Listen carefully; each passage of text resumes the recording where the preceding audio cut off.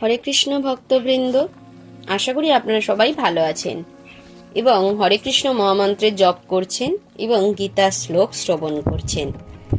তাহলে চলুন আজকে ভিডিওটি শুরু করা যাক। ওং নমো ভগবতে বাসুদেবায়। ওং নমো ভগবতে বাসুদেবায়। ওং নমো ভগবতে বাসুদেবায়। শ্রীমদ্ ভগবদ গীতা দ্বিতীয় অধ্যায় সাংখ্যযোগ, শ্লোক নম্বর 56। দুঃখেষু অনুদ্বিগ্নমনঃ সুখেষু বিগতস্পৃহঃ বিতরাগো ভয়ক্রোধঃ স্থিতধীঃ মুনিঃ উচ্যতে। দুঃখেষু কথার অর্থ হচ্ছে ত্রিতাপ দুঃখে, অনুদ্বিগ্ন মনা উদ্বেগ শূন্য চিত্ত, সুখেষু সুখে, বিগত স্পৃহ স্পৃহা শূন্য, বিত মুক্ত, রাগ আসক্তি, ভয় ক্রোধ রাগ,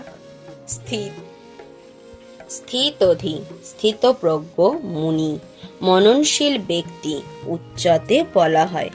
ত্রিতাপ দুঃখে উপস্থিত হলেও যার মন উদ্বিগ্ন হয় না, সুখ উপস্থিত হলেও যার স্পৃহা শূন্য হয় না, এবং যিনি আসক্তি ভয় ও ক্রোধ থেকে মুক্ত, তিনি স্থিতধী অর্থাৎ স্থিতপ্রজ্ঞ মুনি তাকে বলা হয়।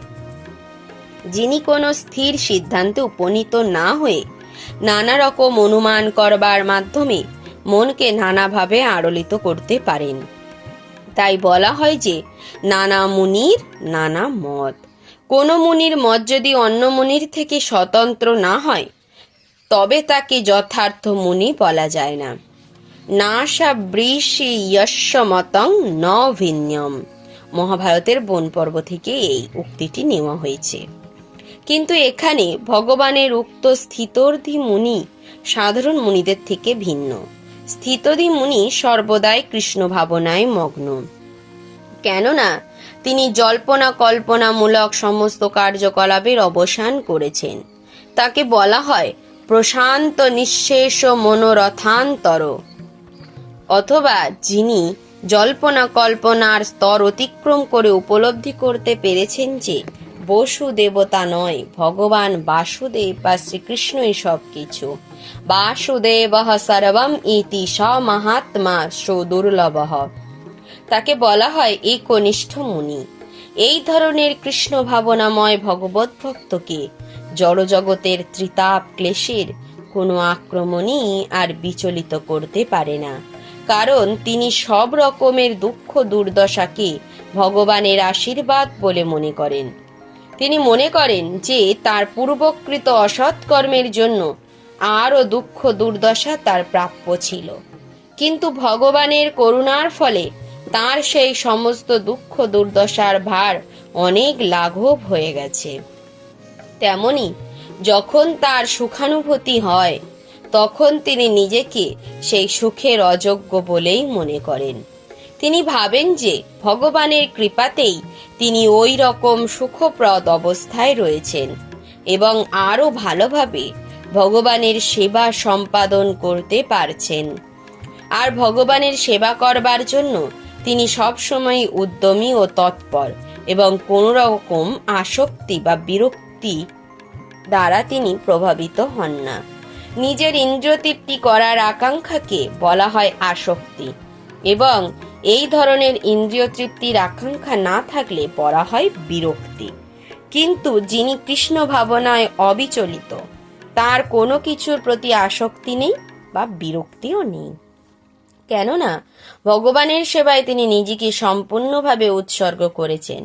তাই তার কোনো প্রচেষ্টা ব্যর্থ হলে তিনি ক্রোধান্বিত হন না, সফল হন বা ব্যর্থ হন। কৃষ্ণ ভাবনাময় ব্যক্তি তার সংকল্পে সর্বদাই একনিষ্ঠ। শ্লোক নম্বর 57। यः सर्वत्र अनभिस्नेहः तत्तत् प्राप्य शुभ अशुभं न अभिनन्दति न द्वेष्टि तस्य प्रज्ञा प्रतिष्ठिता। यः অর্থাৎ যিনি সর্বত্র সব জায়গায় অনভিস্নেহ আসক্তি বর্জিত তত্তৎ সেই প্রাপ্য লাভ করে শুভ ভালো অশুভম খারাপ না অভিনন্দতি প্রশংসা করেন না দ্বেষ্টি দেশ করেন তস্য তার প্রজ্ঞা পূর্ণ জ্ঞান প্রতিষ্ঠিত। জড়জগতে যিনি সমস্ত বিষয় আসক্তিরহিত, যিনি প্রিয় বস্তু লাভে আনন্দিত হন না এবং অপ্রিয় বিষয় উপস্থিত হলেও বিরূপ হন না, তিনি পূর্ণ জ্ঞানে প্রতিষ্ঠিত হয়েছেন। জড়জগতে সবসময় নানা রকম উত্থান পতন ঘটে চলেছে, যেগুলি কখনো শুভ হতে পারে আবার কখনো অশুভ হতে পারে। যিনি এই ধরনের উত্থান পতনে বিচলিত হন না, যিনি ভালো মন্দের দ্বারা প্রভাবিত হন না, তাকেই কৃষ্ণ ভাবনায় স্থির বলে বিবেচনা করতে হবে। জড়জগতে সবসময় শুভ অশুভর সম্ভাবনা থাকে, কারণ জড়জগৎটাই এই দ্বন্দ্বভাবে পরিপূর্ণ। কিন্তু কৃষ্ণ ভাবনায় একনিষ্ঠ ভক্ত কখনোই এই শুভ অশুভ দ্বন্দ্বের দ্বারা প্রভাবিত হন না, কারণ তিনি জানেন সর্বমঙ্গলময় পরমেশ্বর ভগবান শ্রীকৃষ্ণের সঙ্গে তার গভীর আত্মার যোগ আছে। তিনি গভীরভাবে যুক্ত পরমেশ্বর ভগবানের সঙ্গে। ভগবান শ্রীকৃষ্ণের প্রতি এই ধরনের চেতনা সম্পন্ন হওয়ার ফলে তিনি এক যথার্থ দিব্য স্তরে অধিষ্ঠিত হন, যাকে পরিভাষায় বলা হয় সমাধি। ওম সর্বে ভবন্তু সুখিনঃ সর্বে সন্তু নিরাময়া সর্বে ভদ্রাণি পশ্যন্তু কশ্চিৎ দুঃখম আপনুয়াত।